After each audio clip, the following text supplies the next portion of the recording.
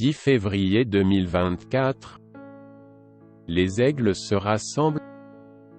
Chère semence fécondée, pouvez-vous imaginer combien ce serait merveilleux de pouvoir vous asseoir et écouter le 7e ange messager de Dieu vous dire qu'il vous a annoncé tout le conseil de Dieu, sans en rien cacher, l'écouter vous parler en détail du 3e pull, et vous prouver que cela a maintenant été confirmé, vous dire que Dieu a créé des écureuils par la parole, exactement comme il a créé un bélier par la parole pour Abraham, que cette même voix lui a dit de parler à une humble sœur nommée Hattie, qui venait juste de dire la chose juste, et de lui dire que cette même voix qui avait créé les écureuils par la parole avait dit de lui donner ce qu'elle voulait, quelle que soit la chose, et qu'elle verrait si ça n'allait pas arriver au moment même.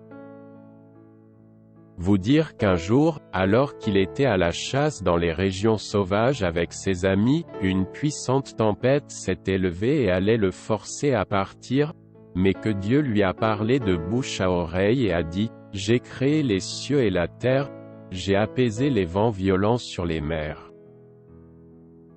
Vous dire qu'il s'est levé d'un bond et qu'il a enlevé son chapeau.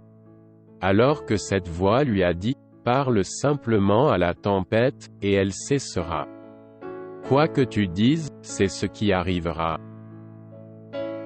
Il n'a jamais remis cette voix en question, il a plutôt parlé et dit « Tempête, arrête-toi, et, toi, soleil, brille normalement pendant 4 jours, jusqu'à ce que nous soyons partis d'ici. » Il venait à peine de le dire que le grésil, la neige et tout le reste se sont arrêtés. L'écouter vous dire qu'un instant plus tard, le soleil chaud brillait dans son dos, les vents ont changé de direction et les nuages, comme quelque chose de mystique, se sont élevés dans les airs et quelques minutes plus tard, le soleil brillait.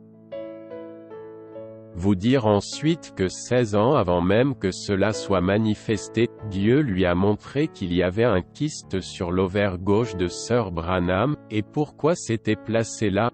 Vous dire qu'ils ont prié et prié pour que Dieu enlève cela, qu'ils ont ensuite reconnu que c'était simplement Dieu qui testait leur foi. Ensuite, juste avant que cela ne doive être enlevé par chirurgie, il parlait à Dieu et lui disait combien elle avait été une épouse merveilleuse pour lui. Qu'elle ne s'était jamais plainte qu'il ne soit jamais à la maison, qu'elle avait toujours tout préparé pour lui, quand il voulait aller à la chasse pour se détendre et parler au Seigneur. Et à ce moment-là, il a entendu quelque chose dans la pièce. Alors qu'il levait les yeux, cette voix a dit « Lève-toi » et lui a dit « Maintenant, quoi que tu dises, il en sera ainsi. »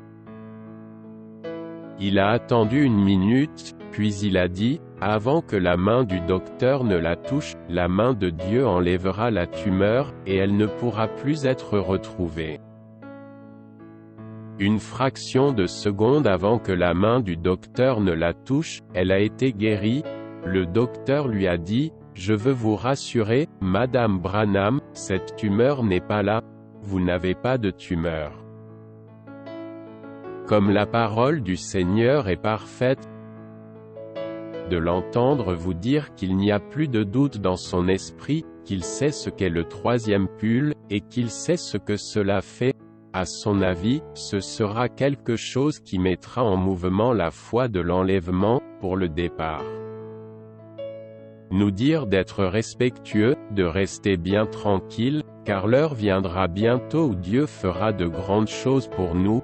Quand ce moment-là viendra, quand la pression viendra, alors ce que nous aurons vu temporairement, nous le verrons se manifester dans la plénitude de sa puissance. Nous aurons cette grande bénédiction ce dimanche, à midi, heure de Jeffersonville. J'aimerais vous inviter à en faire partie avec nous, alors que nous écouterons « Tournez les regards vers Jésus » 63-1229. Nous ne nous rassemblerons pas pour écouter un homme, des hommes, il y en a beaucoup dans la rue, et ils se ressemblent tous, nous n'allons pas regarder et écouter simplement un prédicateur, ou un pasteur, nous allons regarder et écouter Jésus. Nous serons unis ensemble, de partout dans le monde, pour écouter cet homme de Dieu, ce Jésus de Nazareth en chair, qui est Dieu, parlant à son épouse. Vous devez vous poser cette question: que regardez-vous aujourd'hui? Que voyez-vous quand vous regardez? Vous pouvez le voir seulement quand vous le regardez à travers la parole. Ce qu'il était quand il marchait en Galilée, c'est exactement ce qu'il est ce soir, à Jeffersonville, c'est exactement ce qu'il est, au Branham Tabernacle. Quand vous regardez, qu'est-ce que vous vous attendez à voir? Un fondateur? Un homme de dénomination? Vous ne verrez jamais ça en Jésus. Est-ce que vous regardez en vous attendant à voir quelqu'un à l'allure très sacerdotale? Vous ne verrez jamais ça en Jésus. Non. Comment voit-on Jésus? Par la parole de Dieu qui se manifeste, parce qu'il était la parole de Dieu manifestée. Ce qu'il était en ce temps-là, il l'est ce soir, et il le sera toujours. Regarde à Jésus maintenant, et vis. Il est écrit dans la parole, Alléluia, qu'il nous suffit de regarder et vivre. Frère Joseph Branham. Passage des Écritures à lire pour se préparer à écouter la prédication. Nombre chapitre 21 versets 5 à 19. Isaïe chapitre 45 verset 22. Zacharie chapitre 12 verset 10. Saint Jean chapitre 14 verset 12.